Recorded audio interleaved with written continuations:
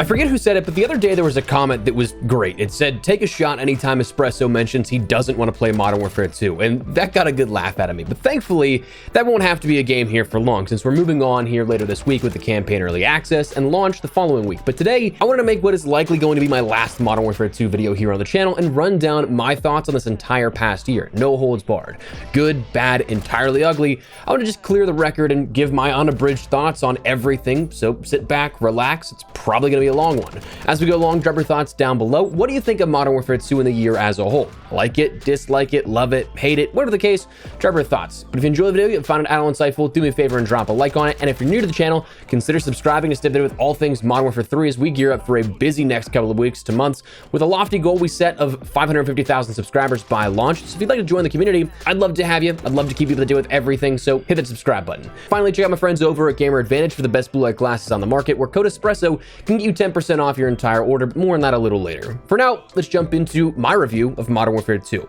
First thing, I'm probably going to forget a lot of stuff here. There's just so much to go over that I've listed it all out, but I'm probably still going to forget a few things. But I do want to start with the good here, because as much as I've voiced my dissatisfaction with this game over the past year, there absolutely has been some good included with it. Unfortunately, I do think a lot of it overshadowed by a lot of the bad, but again, trying to be an optimist, let's start positive. First, I thought the game looked really good. I personally thought that. If you guys didn't, that's totally fine. Playing on ultra graphics, I thought it looked really good. The animations, additionally, I thought were pristine. There were some really cool ones. The inspects were still somewhat generic in some degree, but then you had things like the 9mm damage that had those dual akimbo. That animation that came if you inspected that was pretty awesome. So that kind of stuff, like, it's just the small details that I really enjoyed. For the most part, the biggest thing that I can say is the art department this year absolutely killed it. From, again, animations, from cosmetics, that kind of stuff. There's a lot of awesome stuff that department, I think, absolutely deserves the highest praise. Now, gameplay related, that's stuff that I really enjoyed, the fact that we had lower max weapon levels. And don't worry, weapon levels unlocks, that'll also be in the bad section, because there is quite a bit that I have to say about that as well. But while I enjoyed weapons having like a max level of 25 or something like that, where you didn't have to go through 70 weapon levels or stuff like that, one thing that I do think would have made it much better in weapon leveling and grinding is if you didn't have to rank your launchers or melees like you didn't have to in Vanguard. Somehow that game was the only one in the franchise to get it right, with recent camo challenges being tied explicitly to those weapon levels. If your gun or weapon doesn't have attachments, I don't think that you should have to rank those up to progress to end up starting those camos. That's just me personally. Additionally, I really love the fact we had a score streak and kill streak toggle, that there was no perk needed to change them from one to the other. Of course, you had Point Man in Modern Warfare 2019, but you don't need to sacrifice a perk to be able to have score streaks if you want to play more objectively, or if you just want to go full Slayer, you can of course go kill streaks. It was entirely up to you and did not sacrifice anything from your gameplay. I think that should always be a thing. Additionally, I liked drill charges, as weird as that may sound, because it was an anti-camper thing. If you knew somebody was going to be camping in a window or a corner of a building, you could just throw that drill charge and flush them out. That was awesome, I thought. Maybe you feel differently, that's totally fine, but I really enjoyed those for a time being. Weapon balancing, I also thought that was pretty good. TTK was obviously a factor, but balancing, you could of course use any weapon and do well with it. That was definitely nice. It wasn't like a couple of games in the past. Obviously, you still had your Vaznev, your TAC-56. Those were like the most competitive guns, and of course popularized in the CDL. As such, it was something you saw those a lot, but you could do well with just about any weapon if you wanted to. DMZ also, in terms of core gameplay, was something that I honestly really enjoyed. I thought it was a very interesting take on where COD could go and doing something new for the franchise. Obviously, the overall core extraction shooter concept wasn't necessarily a brand new thing, but for Call of Duty, it was. I really enjoyed grinding it out when I did early on. I haven't the last few seasons. The reset initially with, I think, season 2, I didn't really have time afterwards or the interest in starting fresh. And then whenever I wanted to get back into it, it was one of those things where I was like, well, I'm too far behind now, and then I just didn't keep up with it. So that's kind of where I've been since then. Played off and on quite a bit, but never actually grinded it out again since around season 2-ish. But I really did enjoy when I grinded it out in the past. I do think it's a damn shame that nothing's been said yet about the future. I do hope, for the sake of the community that's been built out there, that there is support for it. I mean, you guys are absolute diehards. I know that a lot of you guys get mad at me when I say, oh, it doesn't look like DMZ has a future. And for that reason, I really do hope that you guys do have it, because there are so many people that do feel so strongly about that mode. While it said you'll still be able to play what's available now, nothing officially has been said about new support, new content. It just kind of seems like they're going with that status quo. Like, they're not shutting off servers, but they're also not adding a whole ton in just yet. So I hope they clarify, I hope they change direction. They do give support here for that, but we'll have to see. Now, in terms of content offering, there was some good as well. One of my big points of dissatisfaction with this game absolutely has been around content, but there has been some good. Firstly, campaign early access at the very beginning. I thought that was brilliant in terms of marketing, but I also love the fact that I didn't have to rush to play anything as I normally would. Every single year, it's a matter of, well, I care about the story, but my channel focuses more on multiplayer and Warzone. So like, I feel like I need to get far ahead on as much grinding in MP as I can, and campaigns like 6 to 7 hours that I'd be taking away from that. But also, there's a third mode. Spec Ops I didn't really play too much of, wasn't really worth it in my opinion, but like in years past, I'd have to compete with, say, zombies or something like that. So what about playing those? It was nice to not have to rush into any kind of dilemma this time around, and instead just take my time playing campaign, having a good time with it, not having to worry about any other outside factor. Plus, as a content creator, it was actually nice that I got to make some content on the campaign for once, whereas otherwise I'd normally get lost in a sea of multiplayer content. Now, beyond that, in terms of the core gameplay offering, I loved the fact of how camos were handled this year. Loved it. That's one of very few things that I'll say I truly loved about Modern Warfare 2. The camos for unlocks being universal, I thought was phenomenal. Actually, honestly, the entire camo grind and unlock process I thought was probably the most accessible of all the grinds in any year of COD. Challenges were not hard. Maybe they were tedious, sure. The mastery challenges, like long shots for everything, oh my god, that was so annoying, and I'm so glad I didn't do it all at once, all my platinum challenges, but like none of them were hard, they were just long. So in that sense, it was nice, but I love the fact that you had 4 challenges for weapons, but anytime you unlocked that camo, it was applicable to any weapon you wanted. You didn't have to unlock the same camo 10 times over. That I thought was a really cool feature, and I love that. Now, even post-launch, after the introduction of the initial camo grind, I really do love how they actually gave us a ton of universal camos to grind out this year, across camo rewards for like seasonal events, those camo challenges, Easter eggs in the raid. There were hidden camos, say like from the nuke in Warzone, completing that. The last 2 seasons you ended up getting one. So you had a ton of organic things to unlock, which was awesome. And the last couple of years, it seems like that's kind of gone by the wayside a little bit. There really wasn't a whole ton to unlock in terms of worthwhile rewards. Sure, you got a blueprint, but you couldn't use that blueprint design on every single weapon. Camos, you could. I love that. Ranked play was another thing that, in terms of content offering, I did think was pretty nice in both Warzone and MP at one point during the year. Not the same point, but for ranked, it was earlier on. Warzone, it was last season.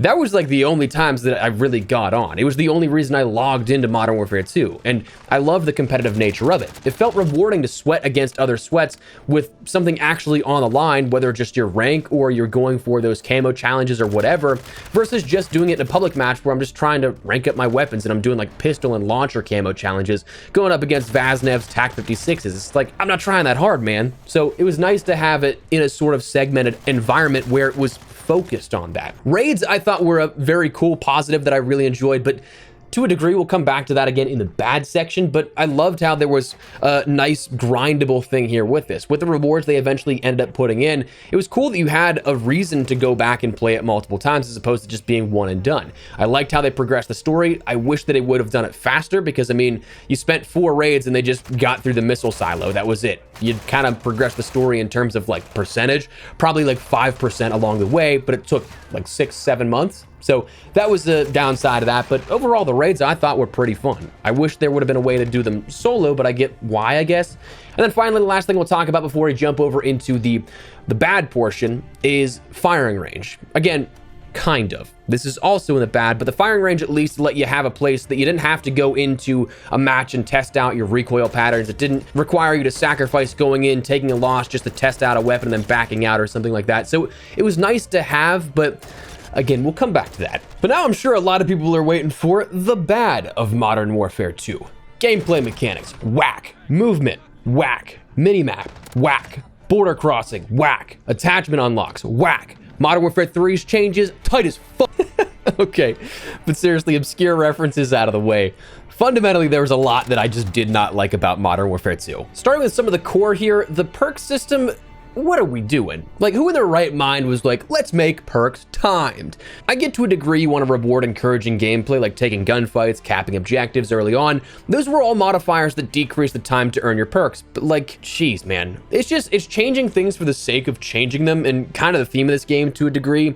Absolutely did not like that. And they changed the charge times so much that by the end, like today, I mean, the ultimate perk still takes a little bit of time, but the bonus is almost immediate at this point. I think you end up getting that in like sub 30 seconds. So like, why have them timed if you're gonna have it so close to zero anyway? Like, I don't understand that change. Movement changes and the minimal mobility that went along with it, that one speaks for itself. I'm just not a fan of the overall movement in this game to begin with. I get that people don't want all the time that crackhead energy, the TikTok edit stuff, but like at the same time, like you want to be able to move. We'll come back to it in a second, but like, it genuinely felt like in some situations, I just had cinder blocks on my operator's feet and he couldn't move. So that was something that I wasn't a fan of. Attachment unlocks being connected to other weapons. I get weapon families, but I heard someone once say that it basically encapsulated it perfectly for me, that you need a PhD to understand what attachment unlocks with what weapon. Like, you have to rank up 2 to 3 weapons to get a specific red dot that you wanted. Like, why, man? Again, just changing so much for the sake of just changing stuff. That is so much more consequential to the gameplay experience than, say, having camos unlock for every single weapon based off of one attachment. I get it for camos, but like weapons, it just, I don't like that choice at all. Weapon tuning is another one of those things that's just like, why?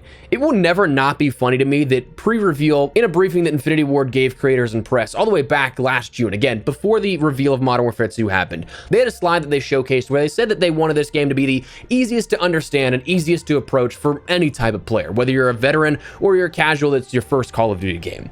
But then, and I'm not even kidding, the very next slide, they went into weapon tuning, which is what I think turned out to be the most convoluted crap ever added into any Call of Duty. Like, cool, yeah, you got a custom weapon built specifically for how you want it, but like, there's zero reason for it. The changes were nominal at best and very minuscule, but like, even to date, does anyone truly understand the perfect tuning points for a weapon attachment yet? A whole year later? Like, it's still that convoluted that nobody, I'm convinced, knows how that actually works. Maybe I'm wrong, maybe I'm off base, maybe I'm just the idiot that doesn't get it, but like, it just seems so pointless to add in. Gameplay, streaks not being wrappable was one of the things that from the very beginning I really wanted to see, because we only had it once in the past 3 years before this game. But I truly do not understand why of the last 4 years we've only had one title wrap where you can do more than one streak in a life, and why that same title had a cooldown timer. The reasoning that they ended up giving years ago was that they didn't want players spammed with streaks, but when you consider the average player globally probably hovers around that 1.0 KD, how many times, especially with matchmaking, trying to make sure every game is an even level as possible, how many times are those players going to be getting blown out of the water by like 5 chopper gunners in a game? Like, it's just, it takes away from a core fundamental of the Call of Duty gameplay experience, and in my case, a support streak that I want to call in multiple times, a UAV, which we'll touch on in a second. It takes away from that core pillar of rewarding the players that can actually do that for the sake of protecting like 1% of the player base that would experience that and have a problem with it.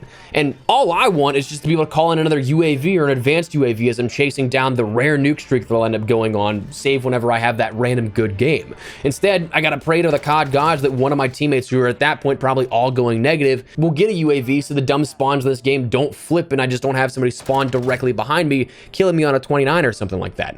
Like, I've choked so many MGBs in Modern Warfare 2 because I just don't have any sort of additional support, and I'm already pushed up so far into the map where my team is like all the way back in spawn, somehow being spawn trapped, that it doesn't work out. So like, I from the very beginning wanted streaks to wrap. Still don't understand why that's not a thing that happens.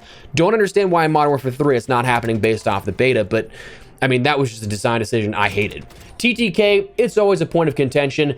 It's something that some people will think it's perfect. Oh, you get shot, you should die with a gun. But at the same time, like, this TTK that we had in Modern Warfare 2, in Modern Warfare 2019, Vanguard to a degree that was slightly slower, that TTK, I think, rewards those that sit and hold an angle. And yeah, sure, you can argue tactically, but like, in other words, in a lot of those cases, camping. They're just gonna look at one doorway. You don't have any time to react. Instead, with an upped TTK, and of course, I'm gonna use Modern Warfare 3 as an example just because it's the most recent. It's not perfect in terms of TTK, but I definitely think it's better. But it's one of those things that if you get shot, you do have that split-second reaction that you can, if you're good enough, turn on a dime, return fire, and sometimes get that kill. Rewarding the gun skill, the player that is still so accurate if they do shoot first, they get that kill, but if somebody's better and they can end up hitting all those headshots, they get the kill. I think that more so rewards the actual gun-on-gun skill rather than just almost encouraging camping. That's my personal take on it. Again, it's always a point of contention. I'm not expecting everyone to agree with that. I'm not expecting everyone to disagree with that. So it's just one of the things that personally I didn't like.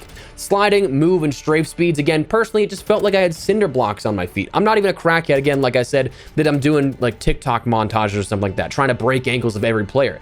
I just think that it was incredibly slow as is. Strafing this year in particular was rough. Mix that in with a TTK that you want your weapon up in every engagement so that you have that chance to get first shot, because that's usually going to secure first kill. If you have your gun up in situations like that, you're basically brought to a standstill because strafing speeds were so slow at their base this year. Yes, you could adjust them with some attachments, but you'd really have to lean heavily into that one attribute of like strafe speeds if you really wanted to get it. You'd have to sacrifice damage range, ADS, and reload speeds perhaps in some cases. So like that kind of stuff, it prioritized the wrong things in terms of pacing, I think. Staged reloads were another thing. It's just like, why in the world do you need those? It's an arcade shooter, man. I'm not trying to end up have a realistic milsim with that. So like, I want to be able to reload cancel. Again, maybe it's just a point of contention that is stupid and something that only I care about, but like, I didn't understand why we changed that just for the sake of changing it. Coming back to that being a sort of theme here for the game.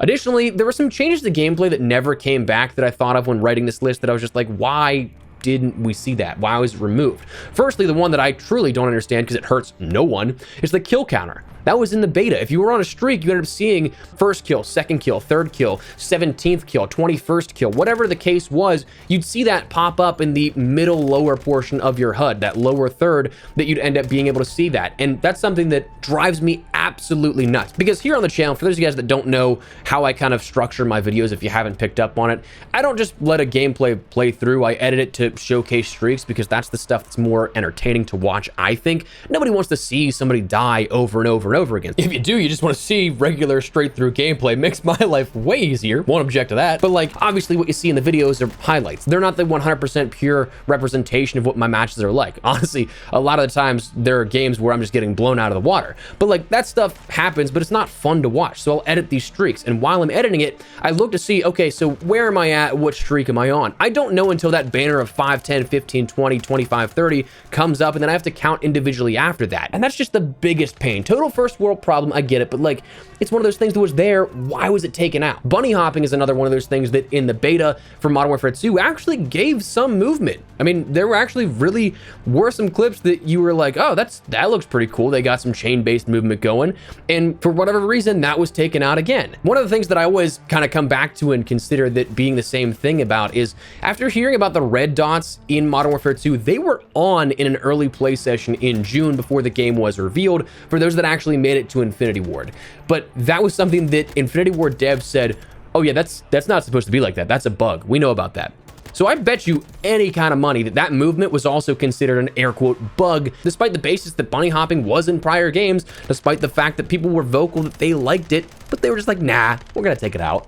So next, obviously, matchmaking is another thing that I think is a really bad part of Modern Warfare 2. It's been that way since Modern Warfare 2019. We know what we've had. It's just beating a dead horse at this point, but like, it's one of the things I didn't like, so I'm gonna name it.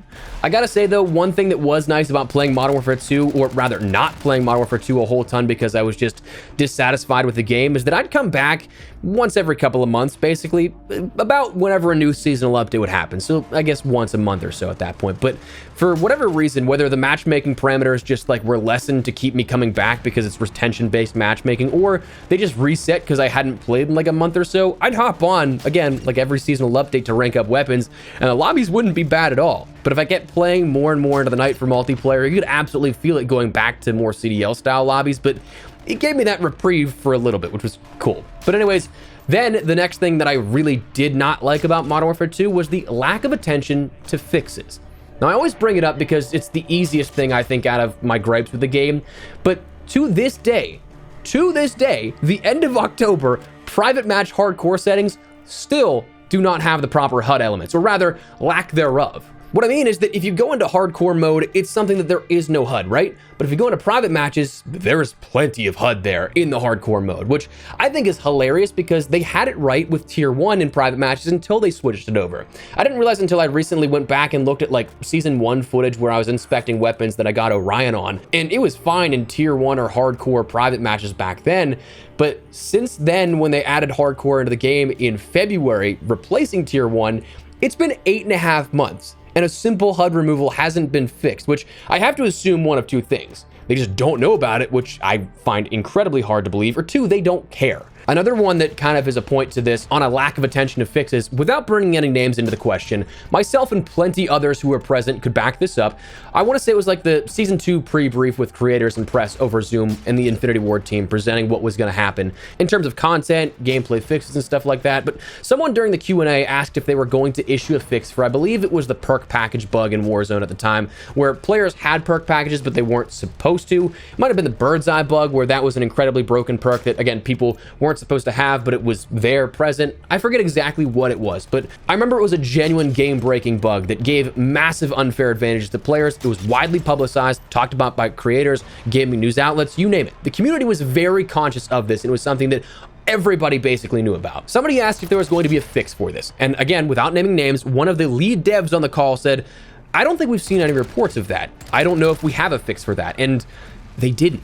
It wasn't sarcasm. I thought it was because it was such a glaring problem. I was like, there's no way they don't know about this. But they genuinely didn't have a fix for that until mid-season, if I remember correctly. So like, who is paying attention to this kind of stuff that we didn't have red dots work properly whenever UAVs worked. We had ghosts and suppressors not working properly for months. That kind of stuff, there was plenty of things that just persisted that did not get fixed. There was an instant death bug that players could not use the self-revive pistol in Warzone for like 3 to 4 seasons. It might even still be a thing. I don't know. I stopped picking it up. But there was just so much throughout this entire past year that it was just like, what are you guys doing? But that's my gripes with the gameplay that I can think of. And that's just the gameplay. Content, that's a different can of worms. Yes, we're getting into that. So maps, firstly, on a basis, personally, I think most maps are forgettable in this game. Some were good, a lot though I really didn't care for, but more so, I bring up maps because there was a lack of maps and lack of general content post-launch as is. The game that we all thought would be a banger, Modern Warfare 2, we waited 3 years for this. We suffered through Vanguard. A lot of people didn't like Black Ops Cold War. That stuff, we thought this was gonna be the game, man. At a point, we had more maps removed due to copyright and legal issues than we had added after the launch of the game. Raceway was removed from the beta. It was added in for the launch of the game once again. Museum was removed for a few months. Hotel was taken out of rotations, but was still in CDL match play. But through Season 1's launch had shipment. Shoot House came, I think, later on down the line, if I'm not mistaken. But we had 2 maps removed from the base offering and 1 added in. A month into the game, month and a half, 2 months into the game's launch. Think about that for a second. Not to mention, we only had 2 maps in Season 1, which was an extended season, but both of those were remakes, not new content. Season 2 brought back Museum. It introduced Dome, a remake from the Warzone map, and a map that we had seen before many a times in the franchise. It wasn't until mid-March that we got our first original and brand new map that was moved up in the content calendar. I had heard that that was initially a Season 4 map at some point, whether launched or reloaded, but that map was Expo. Nearly 5 months into a game, we got our first singular new map. The pace didn't really get any faster until recently either, really. Season 3, sure, they added Lighthouse, brand new, give them that. Hatchery, I'd probably count Hatchery as a new map because it is from campaign. It follows the same parameters where what I think is a air quote new map. It's not something that's available in any other online experience.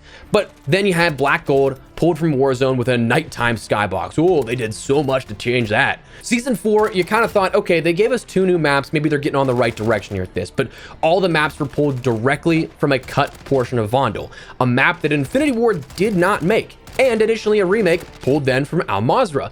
Nothing new from the online experience that we had not seen beforehand in the Call of Duty franchise. So I'll give it to them, they finally did pick it up in Season 5 and 6. We had 3 new maps, 1 remastered that many probably could consider a new map. Koro Village is a COD 2 map, so most of today's audience probably didn't play that. But for far too long, multiplayer was neglected in content. Still kind of is. I mean, when you look at it, that's what, like 6, 7, maybe 8 maps that were brand new in the entire post-launch year of Modern Warfare 2. I certainly like having free maps and everything, but like for those people that always make the argument of map packs coming back, I mean, dude, 2 of those offered more in post-launch than we saw the entire year in Modern Warfare 2. 2 of them. So that's something to consider, I think, as well. The firing range, while it was also in good, it was, I didn't like it, because we got a firing range, sure, but it truly does feel like one of those things is like, here's the most bare bones firing range we can give you. It's 3 test dummies, doesn't change. There's no customization until recently with dummies where you could end up putting armor on it, but there's nothing really that shows like a dedicated recoil plot location. There's nothing that offers up variability in how the targets can move back and forth, anything like that. They basically were like, here's the most bare bones firing range we can give you. Now shut the hell up about it. Stop asking us for it. And that was, I really wish there would have been something done with this over the course of the year, because it's, yes, it gives you what you need, but it's not enough, I think, in regards to it, because there is so much more that could be beneficial to help the players out even more. I would imagine they could easily add damage numbers for where you hit on a body of one of those dummies to give you accurate stats and to know exactly where you need to hit, how many shots you need to hit for headshots to get a kill, whatever the case. So I just feel like that the firing range could have been so much more, and for that, I wasn't a huge fan of it. And again, coming back to content, raids, I said was good. I did enjoy them, but I know the teams are entirely different, but from an outside perspective, it really does look like raids took away from development from MP. I mean, just like we said, look at the recent introductions to the content in MP. We had 3 to 4 new maps in the last 2 seasons that we didn't have the entire time raids were going on. So while I personally loved raids, I wish that it didn't appear to be pulling from the offering. And so that's the content stuff that I didn't like. I don't know, again, I'm probably gonna miss so much here at this. So wait, I'm editing this now and I forgot to talk about the UI. Okay, firstly, minus points for me. How did I forget that? Second, minus points for Infinity Ward in this game. How the hell do you make a UI this bad to the point where there are tutorials on YouTube that get hundreds of thousands of views trying to tell you how to access campaign, a specific game mode? How do you make something that bad? I get that you want a unified experience, but like, I'll be real with you, that makes sense to a degree for consoles and PC. When you notice that this game is built with mobile in mind, then it makes sense because this UI is absolutely a mobile UI. But nobody wants a mobile UI for PC, console, and all that kind of stuff. Yeah, sure, there's a massive number of players of mobile players. That I will not deny, but when you have that sort of platform where it's needed to be so different and you have the player base to support its own, make its own version, man. Like, that's just, what the hell is this? We're stuck with this UI. The COD HQ for the next foreseeable couple of years is gonna be this. We're stuck with this. But anyways, if I'm being honest though, from day one of Modern Warfare 2, I've told this story before, I've felt jaded. Back in February of last year, 2022, so if you're keeping track, that's 4 months before Modern Warfare 2 was revealed worldwide, Raven had creators and press in a briefing call over Zoom that was basically like, hey, we know that we screwed up with Season 1 of Warzone Caldera, because at the time, objectively, it was an absolute mess. It's not even one of those things where it's just like, oh no, some people liked it. No, like the game was broken. They showed the number of crashes reported on the back end, not just what people reported on social media. They showed the scale of the player count loss, not in terms of numbers, but just like in graph data. So we didn't have any context, but it was a sharp drop off, no less. They showed the data that they had and they were like, listen, from here on out, we're going to do all that we can to make this better. And for what it's worth, I do think that Raven did a great job beyond that point. Of course, Caldera wasn't the best, but the handling of the game was pretty dang fun going on from that point on. You had new introductions in terms of points of interest. You had cool and crazy and fun events. You had gameplay changes like lootable perks added in, more zip lines and all that kind of stuff. So like they did their best to make that game much better from there on out. But on that call, additionally was a studio executive who, again, I won't name, that in the process confirmed that Warzone 2 would be coming, that they had all these plans for Caldera and where they're going in the future, but at the same time, they also had to be cognizant of the fact that they're working on a brand new iteration of Warzone. So that was the first time we learned about that, but in the process, they had to confirm Modern Warfare 2, a direct sequel to Modern Warfare 2019 was coming. The first time we had officially heard that confirmed in any case. Now, of course, there were rumors, but nothing at that point was said. That call was in February. They were adamant on, hey, listen, we want to improve Modern Warfare 2019 and make it the best possible game for you, for the casuals, for everyone that we can. And they seemed genuine in wanting to hear us out at that point. So for months following that, players chipped in feedback all in the hopes of, oh, they're being receptive to our ideas. Here's what I think would work. And absolutely, the content creation space is kind of an echo chamber. A lot of us want more high action gameplay that sure does not suit probably 50% of the player base globally. But I'll say from the feedback that I had heard, it was very well done. It wasn't something that heavily favored one side of the aisle or the other. Casuals were still absolutely able to thrive and do well, but the feedback I had heard also gave a little bit of a skill gap here available, something that allowed players to strive to get better, and if they were better, they'd see a bit more success in that regard because they put in the time. They got better at the game, as anything in life would have you see. Point being, I thought it was done very well. Then fast forward to COD Next, the first build that people were able to play. There was an event a few months earlier that people weren't able to publicly talk about at that point, but it was essentially the same as COD Next, where quite literally none of that feedback was taken into account. Not a damn bit of it. And even post-launch, it didn't matter. Infinity Ward did not take any feedback. They didn't actually care about that. They just wanted to make it seem like they did. And I've said it before, I absolutely know that I am one of millions upon millions of players. So like, what the hell does my feedback actually matter? But at the same time, like, I found it disrespectful that they asked and were so adamant about it and then just didn't. Like, why ask if you're not going to consider any of it? Why lead anybody on like that? That's why I was a little hurt and jaded from the beginning. But like, to go even further, it wasn't even just the general content creator space. Like, the general community also pitched in as well, where still one of the funniest things that will never not be funny to me, but also equally frustrating, was some of the patch notes they gave all the way in last year's beta to the reception stuff. Infinity Ward said for minimap red dots, we only show enemy player dots when a UAV is active. The design reason for this is that we do not want to punish players for firing their weapons. Like, think about that statement for a second. That's the entire basis of a risk reward for taking a gunfight or playing stealthy. The entire thing. But then they keep going by saying we also want players to actively search out the origin of a gunshot versus just traveling directly to where the dot is on the minimap, which to me, I see as the exact same thing. I see a dot, I'm gonna go to that area, but I'm also not expecting it to be the exact spot, because any good player is going to end up running and moving from where they took that shot. 90% of the time, I'm not expecting that player to be in the exact same spot. So not to mention, not punishing players, in the process, you're negating the entire purpose of an entire section of muzzle attachments used for, you know, sound suppression. Suppressors were entirely pointless in that regard at that point. So like, congrats on playing yourself, I guess. But anyways, here's what I hate and where I go forward with this next year. That feedback that was not listened to all year, that list of things I suggested and so many others did, Modern Warfare 3 is kind of like they opened that letter up and read it exactly, verbatim. Almost everything that myself and I've seen the vast majority of people suggest, again, not only just content creator space, but also like in my community here in the comments, stuff like that. It's like they read that from the very beginning, what we gave Infinity Ward.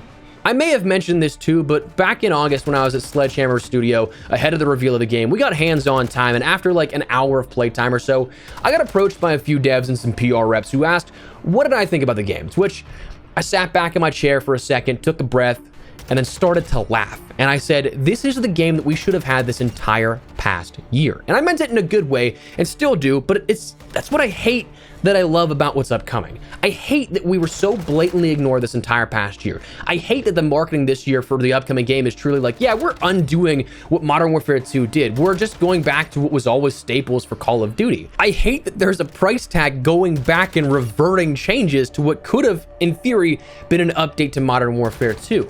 But I love that I'll finally be able to enjoy and play what I wanted for the last year.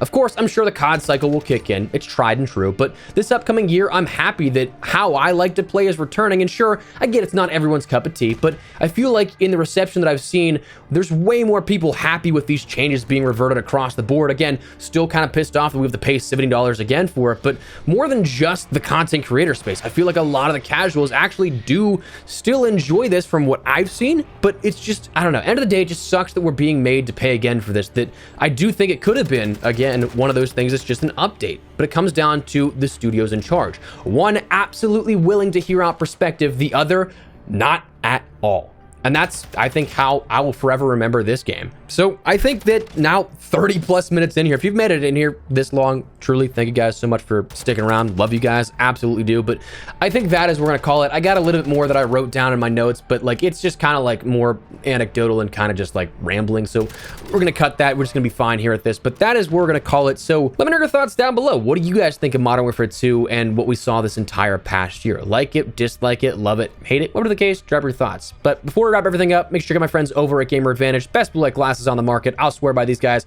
I've been working with them now for almost, I think, maybe 3 years going on, and I think February, which is crazy to consider.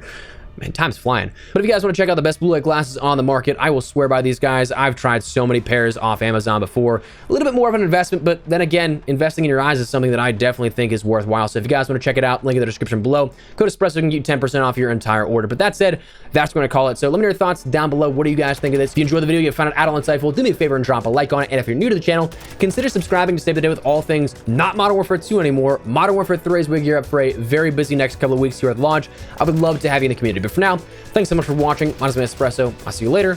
Take care and peace.